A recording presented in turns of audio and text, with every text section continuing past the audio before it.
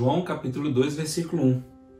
Houve um casamento em Caná da Galileia e, achando-se ali a mãe de Jesus, Jesus também foi convidado com seus discípulos para o casamento. Tendo acabado o vinho, a mãe de Jesus lhe disse: eles não têm mais vinho. Então ela falou aos serventes: fazei tudo o que ele vos disser.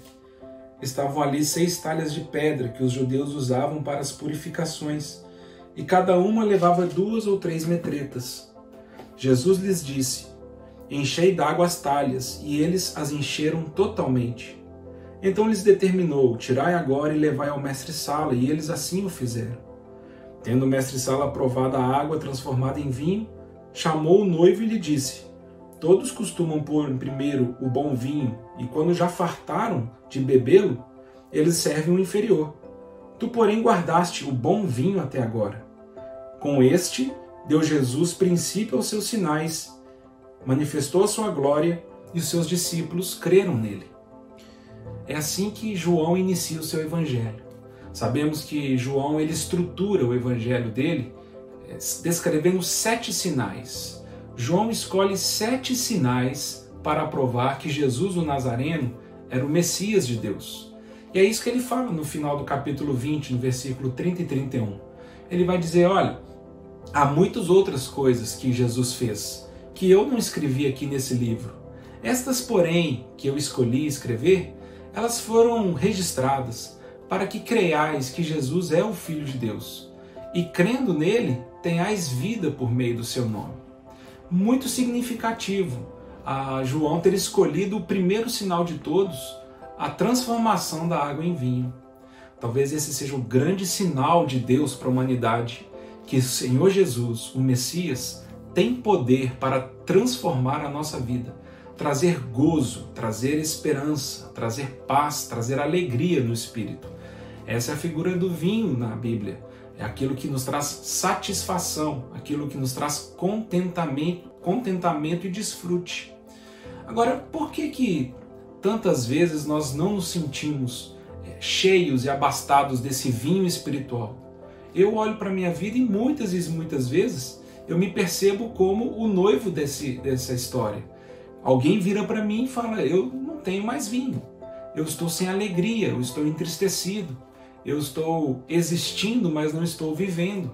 Eu não estou conseguindo experimentar a vida em abundância prometida pelo Senhor Jesus. Eu não tenho experimentado o gozo, a paz que Ele também nos garante que pode nos oferecer. E de uma forma muito simples, essa história nos ensina alguma coisa básica na vida cristã. Porque quando Maria se aproxima desses serventes e ela fala uma expressão muito poderosa, que deve ser uma bússola para a nossa fé. Ela diz para os serventes: fazei tudo o que ele vos disser. É assim vida cristã. Somos cristãos porque servimos e seguimos a Cristo. E nós deveríamos ter uma fé e deveríamos ter uma construção de mentalidade e de vida que seria simples assim. Eu faço o que o Senhor Jesus ordena. Fazei tudo o que ele vos disser. E quando os serventes falam: ok, faremos tudo o que o Senhor Jesus nos disser, o Senhor Jesus olha para aquelas 6 talhas de pedra e fala assim: então façam um favor para mim, encham essas talhas de água. Agora, nós que não temos o costume e não conhecemos a cultura de Israel há 2000 anos atrás, podemos ter uma ideia equivocada disso. Essas 6 talhas de pedras para as purificações eram quase como grandes tanques de água. Porque naquela época não existia encanamento, não existia um sistema fluvial onde você abre uma torneira e sai água. Então as pessoas elas tinham grandes tanques onde armazenavam a água ali dentro, justamente para as purificações. No caso desse banquete, no caso dessa festa de casamento, as pessoas usavam essa água para lavar os pratos, lavar as taças, lavar os utensílios da festa, mas também para lavar as pessoas que vinham para a festa. Porque também naquela época não existia meia, não existia sapato, asfalto, carro.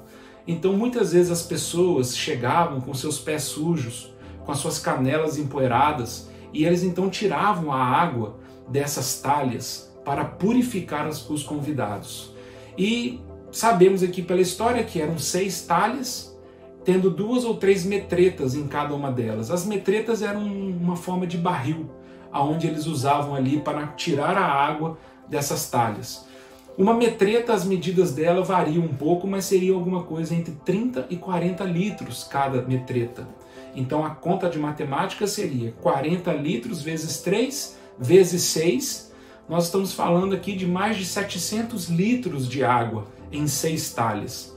O Senhor Jesus diz para aqueles servos: vocês querem fazer o que eu estou mandando?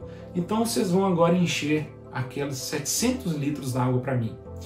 E esse é um exercício que nós fazemos no nosso cotidiano, porque nós desejamos experimentar o vinho de Deus, nós desejamos que Ele transforme a nossa história, e nós às vezes falamos: ok, eu quero dar, entre aspas, uma chance ao Senhor Jesus, e eu vou fazer o que Ele me manda. Só que às vezes o que o Senhor Jesus nos ordena não é uma coisa imediata, não é piscar o olho e as coisas vão acontecer. Muitas das nossas experiências de obediência são caminhos longos, solitários, de perseverança de fé. Então nós começamos ali, eu não sei onde era a cisterna, eu não sei aonde eles foram buscar essa água, não sei se eles caminharam muito, não sei se eles caminharam um pouco, eu não sei se foi um trabalho de poucas horas, não sei se foi um trabalho de muitas horas. O fato é que eles, com paciência, eles foram enchendo aquelas talhas de água. E tem essa expressão também muito bonita no texto, quando fala: e eles as encheram totalmente. Esse é o coração que o Senhor Jesus espera de um discípulo. Uma obediência plena, uma obediência total, uma entrega absoluta, inegociável e verdadeira. Quando esses servos encheram as talhas de água totalmente, aí o milagre veio. O sinal de que o Senhor Jesus é o Messias aconteceu.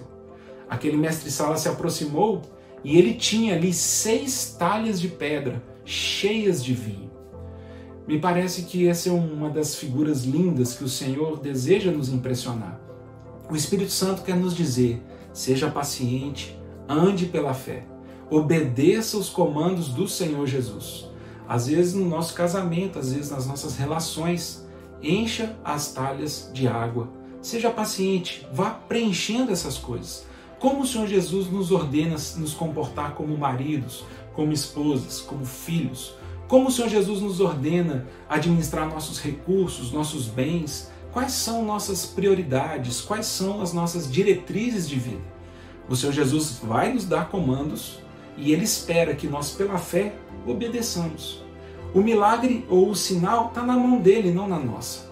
Cabe a nós enchermos as talhas de água e cabe ao nosso Senhor Jesus transformar essa água em vinho. Salmos 30, versículo 11.